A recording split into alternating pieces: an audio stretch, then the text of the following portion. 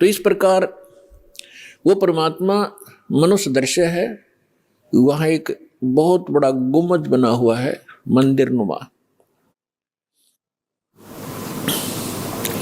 उसके सेंटर में परमात्मा का तख्त है, सिंहासन है, सिर पर छत्र है। जैसे आप इस दास के ऊपर ये आर्टिफिशियल बना रखा है, भक्तों ने ये देख रहे हो।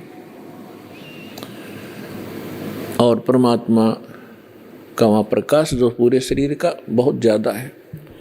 उस परमात्मा के एक रोम माने बाल, एक रोम कहो या रोमकूप कहो, क्योंकि शरीर से ही, उनकी बॉडी से ही प्रकाश निकल रहा है, झलक रहा है, उसी से उसके रोम यानी बाल प्रकाशित हो रहे हैं। करोड़ सूर्य मिला दे, करोड़ चंद्रमा, तो भी एक रोम यानी बाल का प्रकाश ज्यादा होगा। तो इतना तेज है उस परमेश्वर का। वहां पृथ्वी है सतलोक, जैसे धरती आप देख रहे हो ये ऐसी, वो केवल व्हाइट कलर की है। जैसे आप बालू रेत देखते हैं तो वहां वो पृथ्वी का कैसा रंग है, और उस पर वर्षा हो जाती है, वो सेट हो जाता है तो भी कलर वैसा ही रहता है। तो ऐसा उस सतलोक का भी प्रकाश है, वो भी सौ प्रकाशित है। जैसे हीरा प्रकाशित होता है, हीरे में अपने आप चमक होती है, मोती में चमक होता है, इस प्रकार वो पृथ्वी है। वहां सदाबहार वृक्ष हैं, सदाबहार ये सभी काजू, किशमिश, मेवे, सेब, संतरे, सभी फल फ्रूट वहाँ सदाबहार रहते हैं, वहाँ कभी अकाल नहीं होता। ये तो है वहाँ की सतलोक की डेफिनेशन। और परमात्मा कैसे हैं ये आपको दास बता ही रहा है कि मनुष्य दृश्य है, और वहाँ सृष्टि है ऐसी ही। ये तो डुप्लीकेट है जो यहाँ बनाए गए हैं, ये मिट्टी के शरीर, ये तो उसकी तुलना में एक खिलौने और मिट्टी से बने हुए हैं। और वहाँ का जो शरीर आपका स्वर्ण का हो, जो कभी विनाश में नहीं आता। इस प्रकार वहाँ सृष्टि है। वहाँ आपके पूर्व के सभी महल ज्यों के त्यों हैं।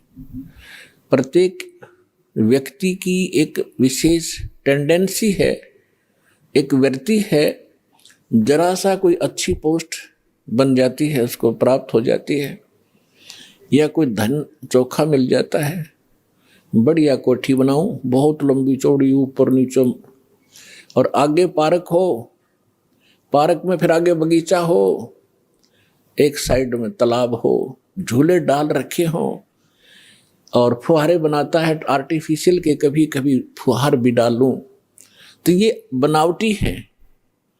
अच्छा, यहाँ तो एक और समस्या है, ये सारा कुछ किसी ने बना भी लिया तो 36 टेंशन साथ लिए रहता है। वो उस घूम रहा है बगीचे में और टेंशन है कहीं और, ये बिगड़ गया काम, वो बिगड़ गया काम, ऐसे ना हुआ वैसे हो जाएगा। तो उसने वहाँ एक डुप्लीकेट बना भी लिया तो भी उसका सुख प्राप्त नहीं है उसको, व्यक्ति को। और सतलोक के अंदर ऐसे ही बहुत लंबे चौड़े प्रत्येक प्राणी के अलग अलग महल हैं। वहाँ आपका परिवार होगा।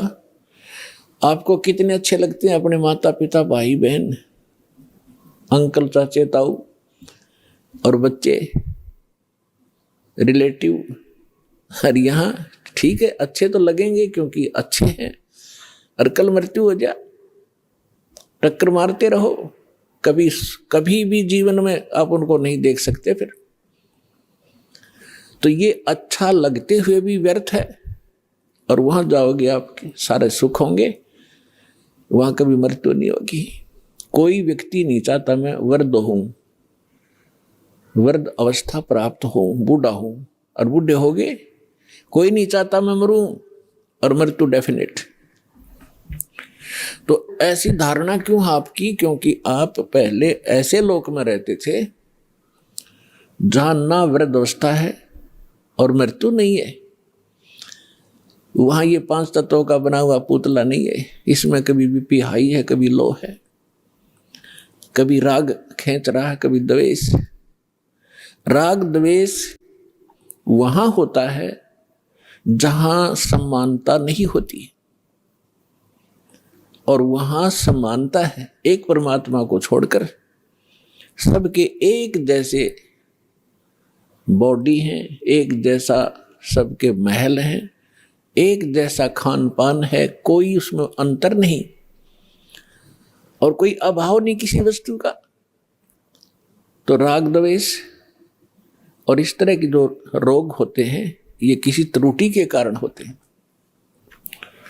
तो आप जी उस स्थान को छोड़कर गलती से यहां आ चुके हो और यहां आपका कोई ठिकाना नहीं। जिन महापुरुषों को परमात्मा मिले उन्होंने बताया है,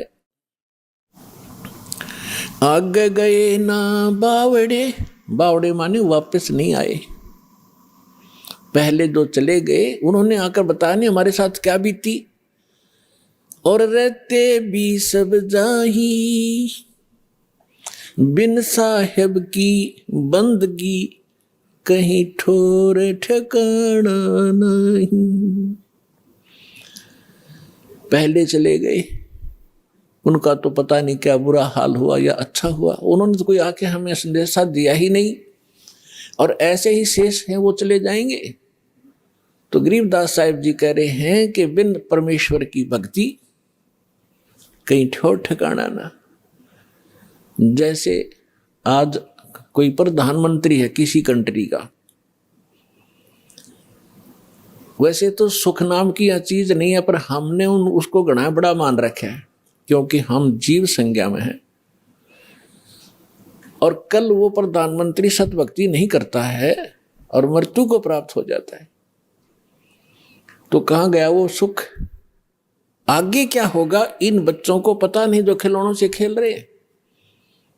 ये मिट्टी के महल बना बना कर इसमें खुश हो रहे हैं, इनको पता नहीं, क्योंकि भगवान ने आकर बताया, वो ज्ञान दास सुना रहा है। उसके आधार से हमें भविष्य का दिखाई देने लग गया कि आगे क्या होगा इसके साथ। उसके विषय में परमात्मा ने बताया है कि कबीर हरि के नाम बिन ये राजा रसब हो। रसब माने खच्चर, जिसपे अच्छा वजन लोड कराया जाएगा गधे की तरह बोरे में। राजा रसब हो और माटी लदे कुमार के और घास न डाले कोई। गधे के साथ एक और समस्या होती है, सारा दिन काम को मार लेता है, शाम को बनी में छोड़ देता, घास खुद चर के आता है बाहर, फिर उसका कान फिर पकड़ लाता जब काम की आवश्यकता होती है। तो पुण्यात्माओं, परमात्मा ने ये जो ज्ञान दिया है आपको सतर्क करने के लिए दिया है, ना कि किसी की इंसल्ट करने के लिए। आप बालक हो, वो परमात्मा है, आप उसकी आत्मा हो, आप उसके बच्चे हो। अपने बच्चों को समझाने के लिए परमात्मा ने ना जाने कितने छल छिद्र करने पड़ते हैं, किस प्रकार के ज्ञान आपको सुनाने पड़ते हैं, क्योंकि आपने काल की भांग पी रखी है। कबीर ये माया अटपटी, सब गट आने अड़ी, किस किस को समझाऊं ये कुए भांग पड़ी।